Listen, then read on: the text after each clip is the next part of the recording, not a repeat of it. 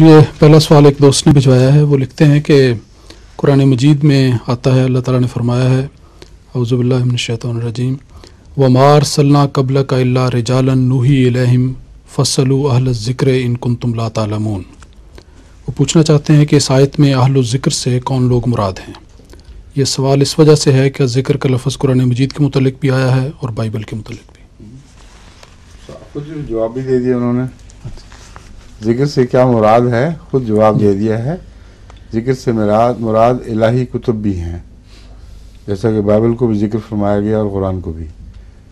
تو وہ جو کتب الہی کتب کے علماء ہیں ان سے سوال کر کے پوچھ کے دیکھو، اگر تمہیں اس بات کا علم نہیں کہ جب بھی ہم نے رسول بھیجا ہے کوئی لوگوں کی طرف، وہ انسانوں میں ہی سے ایک انسان تھا.